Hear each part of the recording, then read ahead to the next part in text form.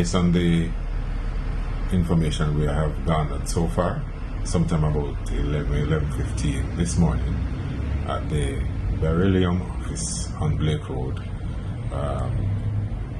one Kevin Hunter was accidentally shot and subsequently died.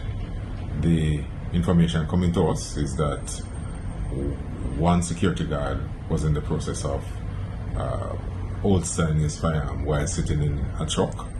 The deceased ran up to the truck and was opening the truck, and one was trying to close and one was trying to open, during which the finger of the other security guard got into the trigger, resulting in one round being discharged, hitting Hunter in the chest.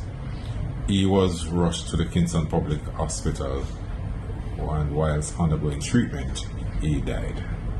Police are now on location conducting investigations to bring that matter to closure and to ascertain what in fact occurred. So both are security guards and both are employed to BERYLLIUM. We understand the deceased was a member of the 3DR Jamaica Defence Force.